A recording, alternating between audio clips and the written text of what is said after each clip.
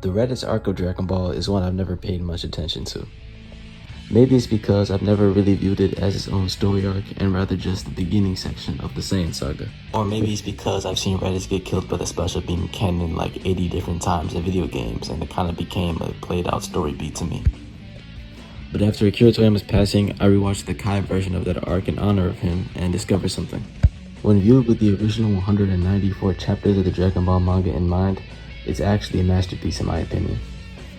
Yes, it's only 11 chapters or 3 episodes of the anime, and yes, it predominantly only features 4 characters. But if Western audiences saw the original Dragon Ball before watching it for the first time, I believe it would be discussed a lot more as one of Toriyama's best.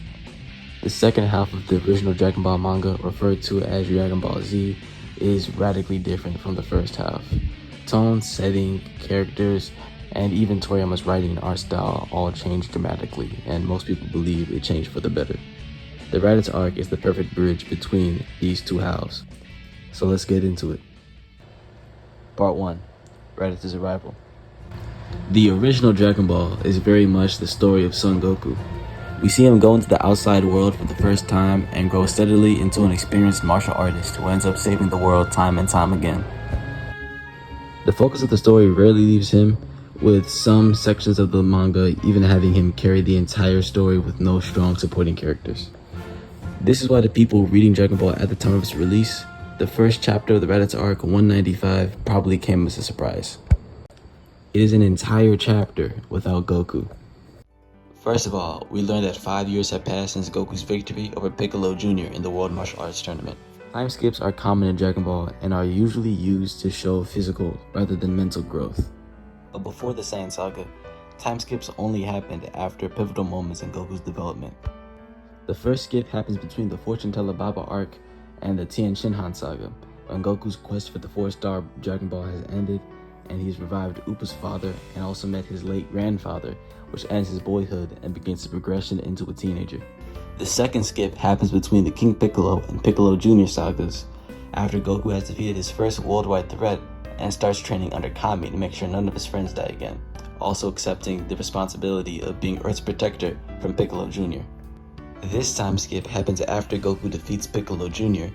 and becomes the world champion, making his status as the world's greatest martial artist of all time official, and also rejecting the responsibility of being God in favor of living a simple life as a fighter and husband to Chi-Chi. After each time skip, the story has almost immediately placed focus back on Goku to show the audience how much he's grown, because it after all was his journey. This time skip is not only longer than the previous 2, 5 years compared to 3, but it also comes after an arc where most mangaka would probably end the story on.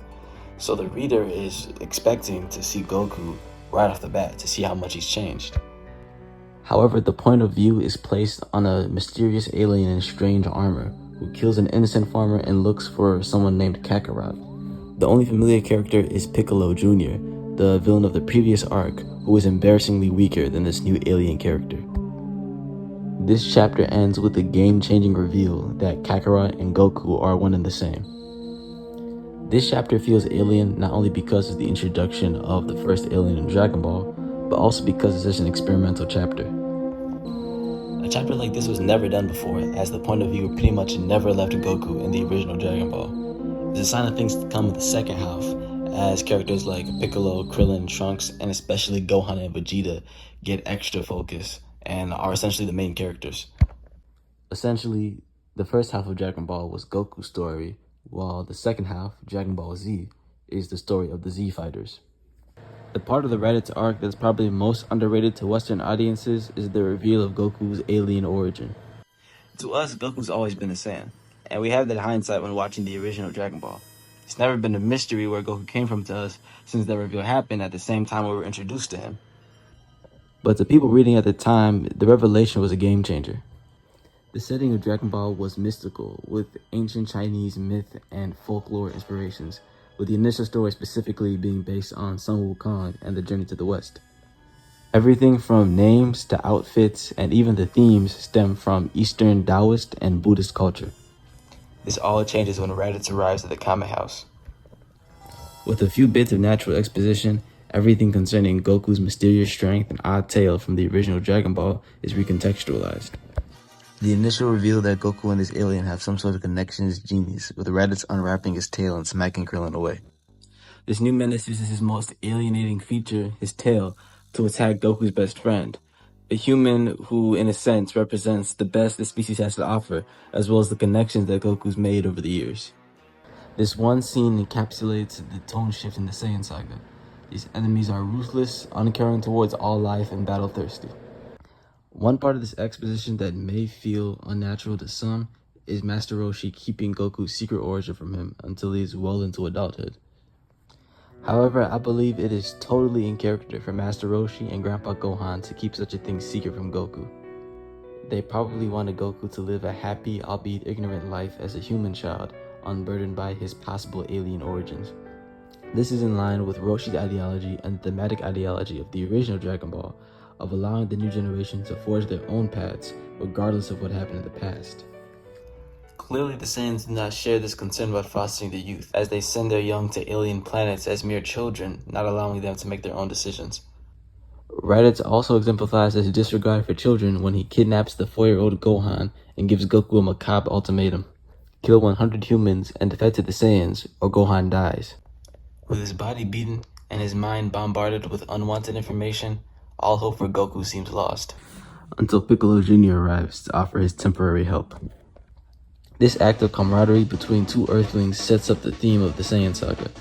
That is, that the Saiyans are worse off because of their survival of the fittest selfish ideology, and that it's better to have allies and friends than to be cruel and alone because of that cruelty. It's because the Saiyans fail to understand this that they end up losing. The fact that it's Piccolo Jr., the villain of the previous arc, is also beautiful in his own right for 4 reasons. First of all, the idea that even sworn enemies can unite to protect something they both care about, in this case the Earth, is narratively compelling. Second of all, it shows comparatively how serious of a threat these Saiyans are that Goku has to resort to uniting with a villain, let alone one that is a reincarnation of the man who killed his best friend and his master. Third of all, it uses one of my favorite Dragon Ball tropes, the trope of a character being rewarded for his kindness. In the 23rd World Tournament arc, Goku refused to kill Piccolo, even with a literally god at his side telling him to do so. Because of that, Goku now has a strong ally with him against the Saiyans. Finally, it sets up Piccolo Jr.'s redemption arc. Since his introduction the arc prior, Toriyama has planted seeds that Piccolo Jr. is more than his father's son, and has a will beyond his sworn duty to kill Goku. From him following the rules of the tournament to respecting Krillin as a fighter, he does things his father never would, although he insists it's all with the goal of killing Goku in mind. This action of partnering up with Goku especially would have made Piccolo Sr.'s stomach turn. But Junior swallows his pride to save the Earth, in effect setting him down on the path of redemption and independence from his dad's wishes. This theme of a new generation making their own destiny, unburdened by the past generation's expectations of them, started in the Ten Shinhan saga, and it still lingers in Dragon Ball to this day. But it arguably reaches peak with Piccolo's sacrifice later in the Saiyan saga, which this scene sets the foundation for beautifully.